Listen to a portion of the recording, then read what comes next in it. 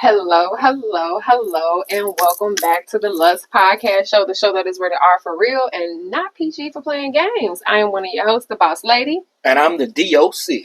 And we would love for y'all to join us for our weekly conversations about life, culture, and everything else. Get to know us, get to love us. This episode of Cigar Junkie, this episode is sponsored by Cigar Junkies and CJ as Educational Services. Make sure you check out our merch. Got a nice little shirt today. No doubt, no doubt. So before we jump into this episode, Mr. D.O.C., how are you doing tonight? I'm doing very well, man. It's been month of July is almost over with. We still got about a week left, but it's been a great 3 weeks thus far. It has. Yeah, it's been real cool. It was real cool. Had a opportunity to take a trip to Nashville. So we went to Nashville, country music capital. But we was up there for the 4th of July weekend, and went up there really not to celebrate the 4th, but on a whiskey tour, not bourbon, but we went on a whiskey tour, and so we got to sample all of this Tennessee whiskey and found out really quickly that all of this whiskey, all the whiskey that we drink, that we're known for, Jack Daniels, all of it started with a black guy called Uncle Nearest. And he was an enslaved man who was then sold and given to Jack Daniels and taught Jack Daniels how to distill whiskey using West African traditions to do it. And so this is the guy that invented whiskey, and Jack Daniels fucking stole it from him. And he made it known, though, as part of the history back, he made it known in 2017. But just think, if this black guy had got credit and gotten the money for that. I mean, just think. Jack Daniels, they say Jack Daniels produces 2,000 bottles a day. A day. All right? A day. All right? So you guys do the math on that. But anyway, one of the tours happened to be Uncle Nearest. So the guy that invented whiskey, his family, just 7 years ago, started their own distillery, like literally right down the road from Jack Daniels shit in Tennessee. And it's called Uncle Nearest. And anybody know, if you smoke cigars, you're a fan of the stick, and you drink whiskey, Uncle Nearest is the shit. And so it's consistently won awards. It's ran by a black woman, for those of you who don't know. And really quickly, because I'm getting long-winded, but we went down there, and I got me a bottle of fucking Uncle Nearest Master Blend, 2 times awarded by a black woman. And this shit is damn near almost $200 a bottle. Yeah. This shit is good as hell. So I ain't cracked it open yet, but I'm going to crack it open. Special occasion. And y'all come celebrate with me. This shit is like, what is this? 121 proof. Yeah, so he's excited about it. We're getting fucked up when we drink that shit. We're not driving nowhere. We're sitting smoking great cigars. But that's what I did at the beginning of July. Okay, I forgot what the original question was. It wasn't no question. You just asked me how I felt. How you been doing? And I told you. Shit, that's what it was. Well, ditto. July has been good to me, and that's all I'm going to say. We're going to jump right into this 3-course meal. We always come with that appetizer, which is our hot topic. And so, today's hot topic is something that is an incredibly hot topic. And I know the D.O.C. going to have some shit to talk about this. So, let me just go ahead and put this out there. So, what you got for me? Joe Biden. Oh, shit. Old ass. Oh, shit. Dropping out. Well, we ain't going to say dropping out, but not rerunning. Okay?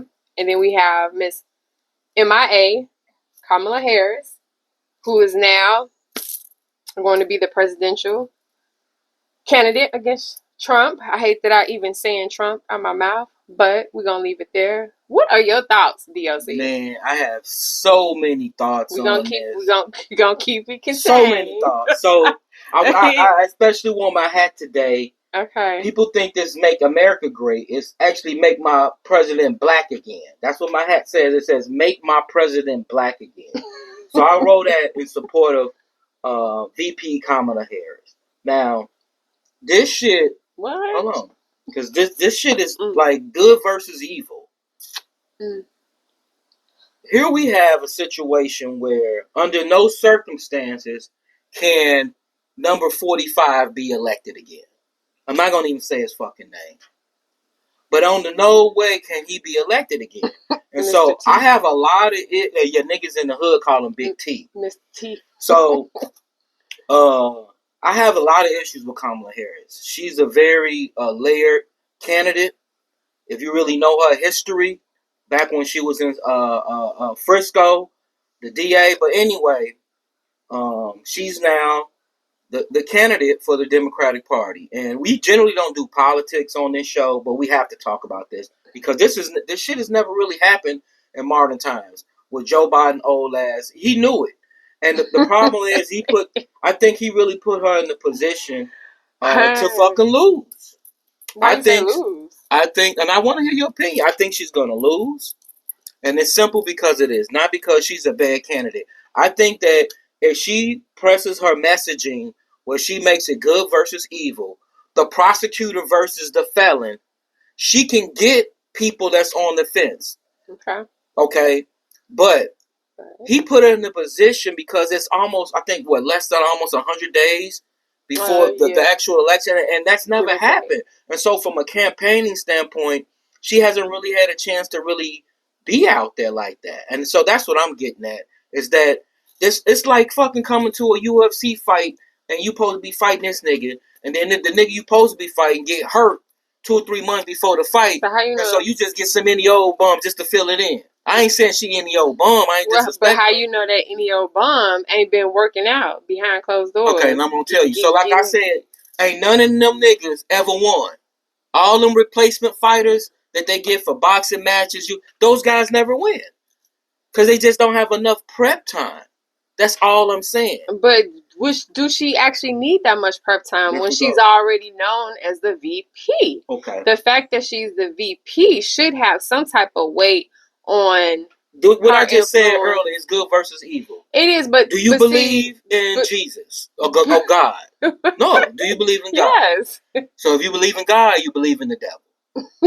And the devil is a formidable opponent. Oh the devil is not to be played with. You have to come to with your A game when you going up against that motherfucker. Now I would say this. Now this is something I actually said earlier today. I said that the one thing about her that I did not like is the fact that and I don't know if this is the media that hasn't made her more visible in the media, but for whatever reason, we don't see a lot of her in the media. And I think I think that hurts her. Yeah. Because it's like, well, how are we gonna pick you to come in the race now? We ain't even seen you the whole race. Like Joe Biden been good and bad because people don't know her, so they can't make a point. But people at this point, people need to know. True, but it's almost like Joe Biden been having his arms stuck out, waiting to pass the baton or whatever, and she just ain't been there to help. So that's the thing I think is gonna hurt her. Honestly, but I think, and I hate to sound sexist, I'm giving that disclaimer before I say what I'm about to say. But I think because of the fact that she is a light-skinned black woman, I think that is going to help her. I think that is going to help her gain the vote of a lot of women who felt like they might have missed out on an opportunity with Hillary Clinton. With Hillary Clinton, I'm just talking about women just supporting another woman, regardless of the race, if she's Jamaican, Indian, whatever. I'm saying that you're going to have women, I think, that are going to come out a little bit more to support her now, because it's almost like woman versus man. It is good versus evil, but it's also woman versus man. I completely disagree with you 1,000%. Okay. Because we saw with Hillary Clinton, here they had the strongest candidate. She was better than all of them. She been better than all of them. But it's Hillary. Hold on, let me finish. Hillary was white, privileged woman, and still lost to Donald Trump because white women did not vote for her. Okay. So if white women didn't vote for white women, what makes you think white women gonna vote for a black woman? I'm just being real.